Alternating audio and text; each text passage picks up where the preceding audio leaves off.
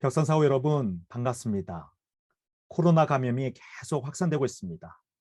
주님의 은혜 가운데 여러분 모두 항상 건강하시기를 바랍니다. 그리고 매일매일 하나님의 평강이 벽산 공동체와 여러분 가정 가운데 함께 하시기를 기도합니다. 오늘의 본문 말씀 보시겠습니다. 본문 말씀은 마태복음 3장 1절에서 8절 말씀입니다. 그 무렵에 세례자 요한이 나타나서 유대 광야에서 선포하여 말하기를 회개하여라, 하늘나라가 가까이 왔다 하였다. 이 사람을 두고 예언자 이사야는 이렇게 말하였다. 광야에서 외치는 이의 소리가 있다. 너희는 주님의 길을 예비하고 그의 길을 곧게 하여라. 요한은 낙타 털 옷을 입고 허리에는 가죽띠를 띠었다. 그의 식물은 메뚜기와 들꿀이었다.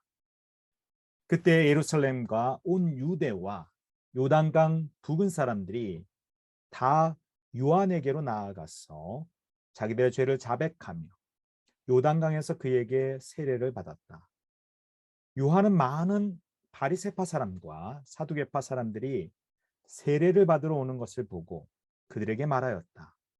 독사의 자식들아, 누가 너희에게 닥쳐올 징벌을 피하라고 일러주더냐. 회개에 알맞은 열매를 맺어라. 아멘. 사람이 법을 어기고 죄를 범하면 교도소에서 감옥살이를 하게 됩니다.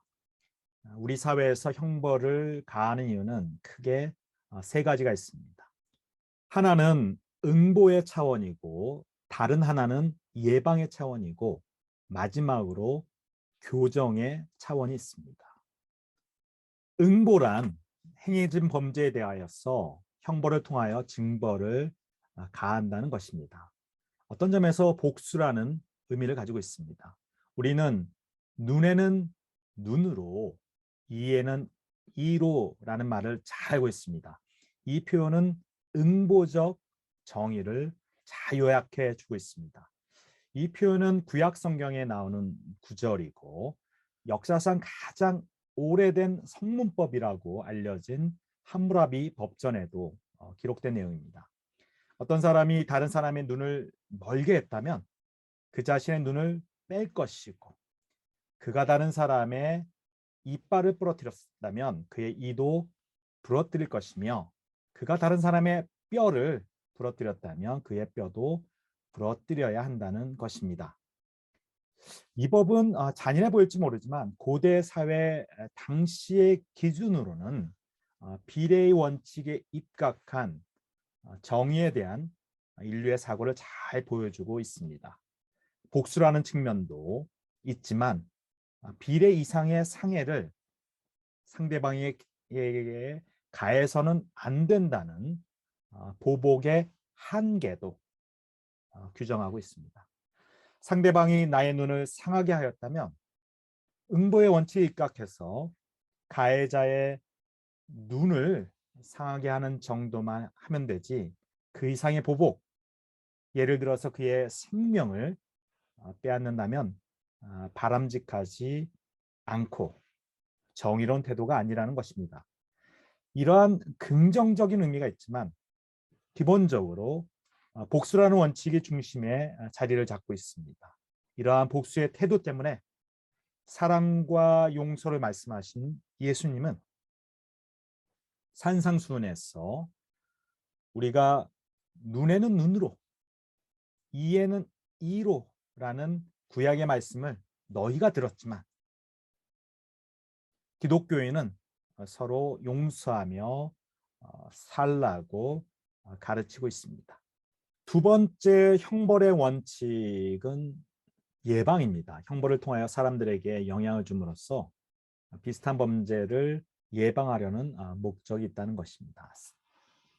그리고 마지막으로 세 번째는 교정의 차원인데, 이것은 범죄인을 교화하고 재사회화하는 것이 목적입니다. 즉 범죄인 자신으로 하여금 다시는 죄를 범하지 않게 하여서 사회 구성원으로서 책임을 다하게 하는 것입니다.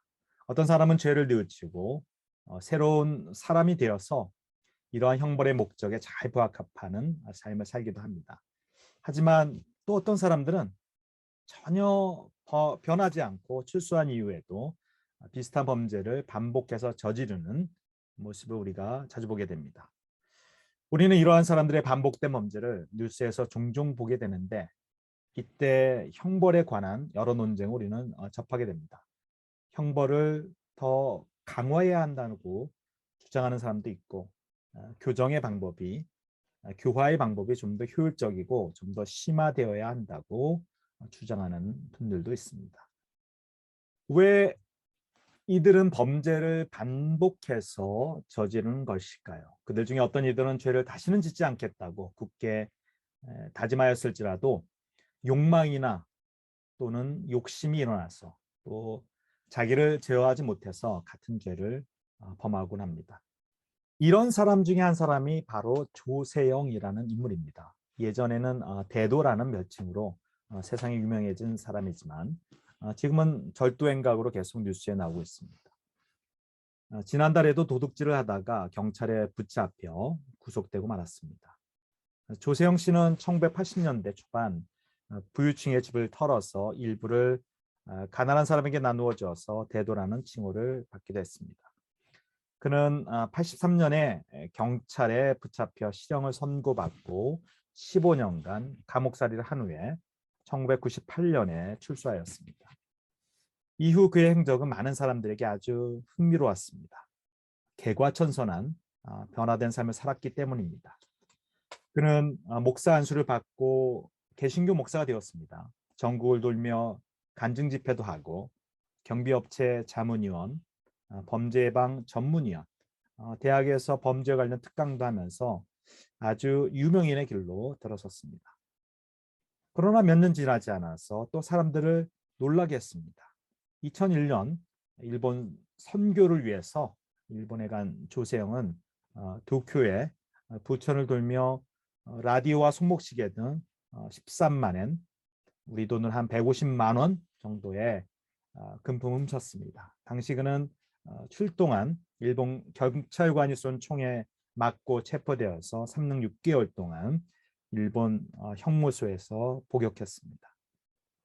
이처럼 일본에서까지 철창 신세를 면치 못했던 조세영 씨는 2004년 3월 극비리에 귀국해 두문불출했습니다. 그 이후에 잊을만 하면 절도 행각으로 뉴스에서 우리는 그를 접하게 됩니다. 올해 83세인 그는 좀도둑질하다 잡혀서 17번째 구속되었습니다. 참으로 안타까운 모습입니다. 왜 이러한 일이 발생하는 것일까요? 여러 가지 분석이 있습니다. 어떤 이는 3살 버릇 80까지 간다며 변하지 않는 습관화된 삶의 문제를 지적합니다. 또 어떤 이는 전과자에 대한 사회적 냉대가 재범을 유발시켰다고 분석하기도 합니다. 우리는 이 문제를 신앙적인 차원에서 보아야 합니다. 신앙인은 믿는 사람들입니다. 믿는 자가 되기 위해서 한 가지 조건, 한 가지 전제가 필요합니다. 바로 회개입니다. 마가복음에서 예수님께서 공생애를 그의 하나님 말씀의 전파의 사역을 시작하시면서 이렇게 말씀하십니다. 때가 찼고 하나님의 나라가 가까웠으니 회개하고 복음을 믿으라. 복음을 믿고 받아들이기 위해서는 회개해야 한다는 것입니다. 회개하고 복음을 믿는 것입니다. 마음과 심령의 철저한 참회와 철저한 회개 없이 기독교의 참다운 믿음을 얻을 수 없다는 것입니다. 그런데 놀랍게도 회개 없이 믿는다고 하는 사람을 우리는 많이 보게 됩니다. 아주 우리 속 깊은 곳으로부터 우리 자신의 어리석음, 우리 자신의 부끄러움, 우리 자신의 부족함, 우리 자신의 죄된 모습을 회개하지 않는 많은 교인들이 있습니다. 감옥에 다녀와도 같은 죄를 짓는 사람들처럼 예수 그리스도를 믿고 변화되었다고 하지만 별로 변화된 것이 없는 그런 기독교인들이 많이 있습니다.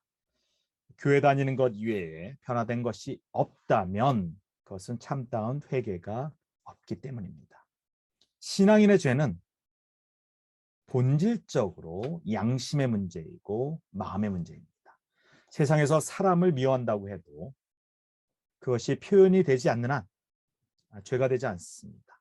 그러나 예수님은 사람을 미워하는 것이 사람을 죽이는 것만큼이나 아주 잘못된 모습이라고 산상수훈에서 가르쳐주고 있습니다. 우리가 우리 회사의 누군가를 아주 미워하면서 원한을 품는다면, 우리 공동체 누군가를 미워하면서 원한을 품는다면 그것은 바로 하나님 앞에 죄라는 것이 성서의 가르침입니다.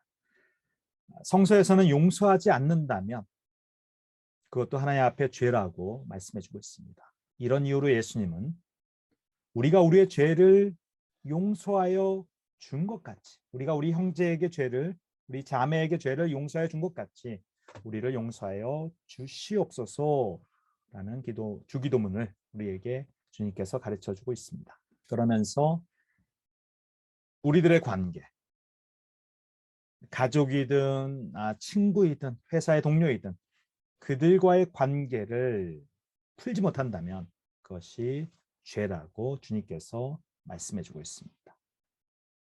오늘의 본문 말씀은 세례 요한의 가르침을 이야기해주고 있습니다. 세례 요한은 예수님의 길을 예비한 예언자입니다. 그는 하나님에 대한 믿음이 이미 있다고 생각하는 이스라엘 백성들에게 회개에 알맞은 열매를 맺어라고 힘주어 강조합니다. 그러면서 그는 하나님의 선민이라고 확신하면서 회개에 합당한 열매를 맺지 않는 이스라엘 사람들에게 이렇게 경고합니다. 하나님께서 좋은 열매를 맺지 않는 나무는 다 찍어서 불 속에 던지실 것이다. 회개는 쉬운데 회개 열매를 맺는 삶이 어렵습니다. 그 어려운 이유는 무엇이겠습니까? 회개한다는 말보다 회개의 열매라는 행동의 변화가 어려워서이겠지요. 그러나 좀 더 중요한 문제가 있습니다. 바로 삶에 대한 깨달음의 문제입니다.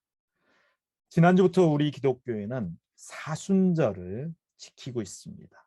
사순절은 항상 수요일에 시작합니다. 사순절이 시작된 지난주 수요일을 가리켜 제의 수요일 또는 성회 수요일, 영어로 Ash Wednesday라고 합니다.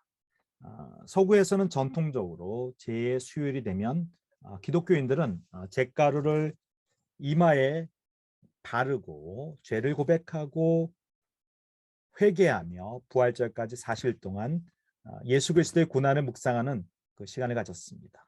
이러한 이유로 사순절이라고 합니다. 즉 40일간의 절기라는 의미이죠. 이 제의 수요일에, 성회 수요일에 목회자는 교인들 이마에 잿가루로 사진에 보는 것처럼 십자가를 그어주면서, 성호를 그어주면서 다음에 성경 말씀을 읽어줍니다. 사람아, 흙에서 왔으니 흙으로 다시 돌아갈 것을 생각하여라. 아멘. 라틴어나 영어에서 흙, 휴머스는 흙이란 말로부터 겸손, humility라는 그런 말이 유래되었습니다. 즉 흙으로 와서 흙으로 돌아간다는 것은 우리 인간은 하나님 앞에서 겸손히 살아야 마땅하다는 것입니다.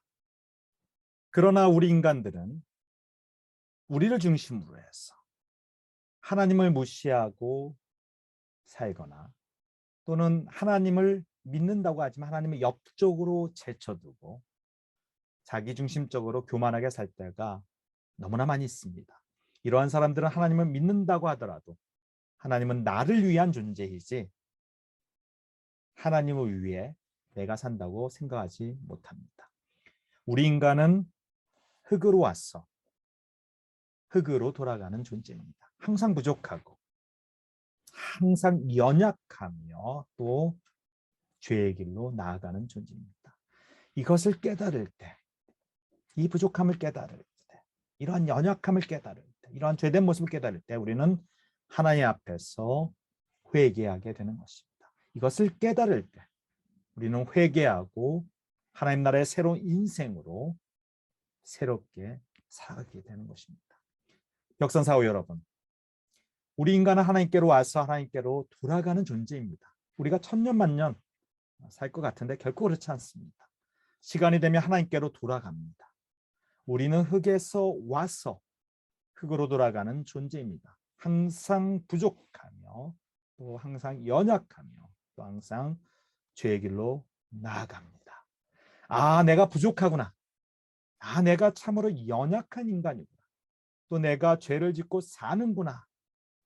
주님, 불쌍한 저를 용서하여 주십시오 하는 기도를 하시면서 참다운 회개를 하시고 회개의 열매를 맺는 인생 되시기를 주님의 이름으로 축원합니다. 우리 함께 기도하시겠습니다. 사랑과 은혜 주 하나님, 예수 그리스도의 사랑과 용서의 복음을 통하여서 하나님의 큰 은총을 저희들에게 허락하여 주시니 주님 감사를 드립니다.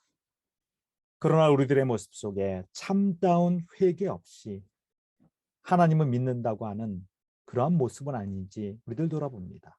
우리 벽산사우들 사순절을 맞이하여서 예수 그리스도의 십자가의 고난을 묵상하며 우리들의 부족함, 우리들의 연약함, 우리들의 죄된 모습을 고백하며 용서를 구하오니 성령 안에서 우리를 새롭게 하여 주시옵소서. 그 가운데 저희들 삶 속에서 성령을 통하여서 회개의 열매를 맺어가는 귀한 인생 되게 인도하여 주시옵소서. 예수님의 이름으로 기도하였습니다. 아멘.